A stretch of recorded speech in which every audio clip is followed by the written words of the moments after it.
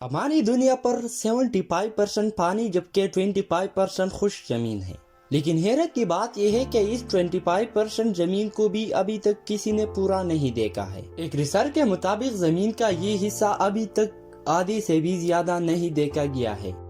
اس 25% زمین پر Arctic region, خوفناک جنگلات اور دور دور تک پھیلے ریگستان ہیں، جہاں پر انسان کا جانا کافی مشکل کام مانا جاتا ہے۔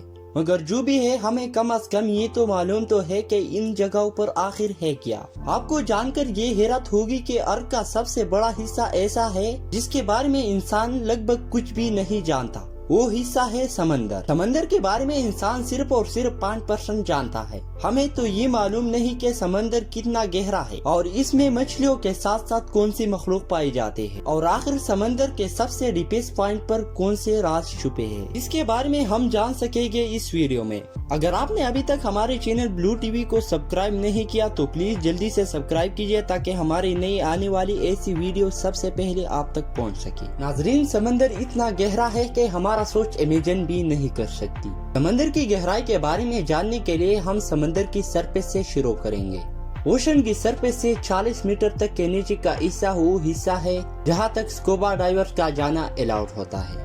اس کے بعد 93 میٹر پر پیمس برٹش لوسیٹینیا شپ کا ملبہ ملا تھا جو 1915 میں ڈوب گئی تھی۔ اسے تھوڑا سا آگے 100 میٹر کی گہرائی ڈائیورز کے لیے انتہائی ڈینجرس ہوتی ہے۔ یہاں سے اور نیچے جائے تو 332 میٹر پر ہمارے پاس سکوبا ڈائیونگ کا ریکارڈ موجود ہے۔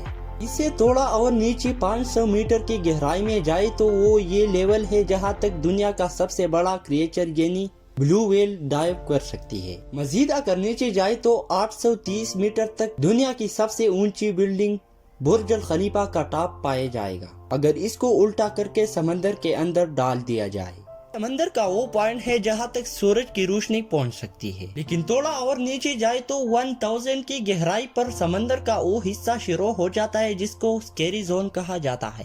اس پوائنٹ پر سورج کی روشنی نہیں پہنچ سکتی اور یہاں پر اندھیرا ہی اندھیرا پایا جاتا ہے۔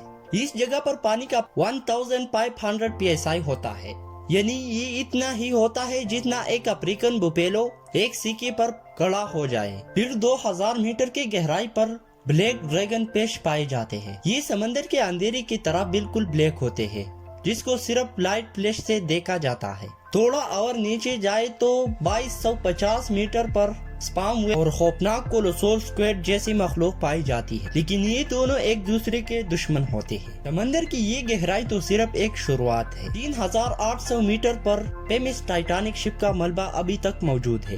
200 میٹر اور نیچے جائے تو 4000 میٹر پر سمندر کا وہ حصہ شروع ہو جاتا ہے جس کو ایبیسل زون کہا جاتا ہے۔ یہاں حیرت انگیز طور پر پانی کا پریشر 11000 PSI ہوتا ہے اور یہاں اوشن میں عجیب و غریب مخلوق پائی جاتی ہے جیسا کہ پنک اینگلر فش اور ویپر فش پائے جاتے ہیں۔ اگر مزید نیچے جائے تو 6000 میٹر پر اوشن کا وہ حصہ شروع ہو جاتا ہے جس کو دی ہیڈل زون کہا جاتا ہے۔ یہاں پر پانی کا پریشر اتنا زیادہ ہوتا ہے کہ ایک نارمل بلٹ پروف کار کو ایک دھچکے میں ہی پال سکتا ہے۔ 8840 میٹر کی گہرائی پر ماؤنٹ ایوریسٹ کا ٹاپ آ سکتا ہے اگر اس کو الٹا کر کے اوشن میں ڈالا جائے۔ اوشن میں اگر اور نیچے جائے تو 10972 میٹر کی گہرائی اتنی ہی ہوتی ہے جتنا اونچا ایک کمرشل پلین فلائی کرتا ہے، اور آخر میں انسان اوشن کی گہرائی میں جا پایا ہے جو تقریباً 11000 میٹر بنتی ہے۔ سمندر کی اس گہرائی تک جانے والا یہ شخص وکٹر سمندر کی یہ جگہ چیلنجر ڈیپ کے نام سے بھی جانی جاتی ہے جو گوام آئیلینڈ سے 300 کلومیٹر دور ہے، اور ریسرچر کا یہ ماننا ہے کہ یہ سمندر کا ڈیپسٹ پوائنٹ نہیں ہے، یہ صرف وہ پوائنٹ ہے جہاں تک انسان ابھی تک جا پایا ہے، اور ابھی تک انسان نے اوشن میں جو کچھ بھی دیکھا ہے، جہاں کہیں بھی گیا ہے،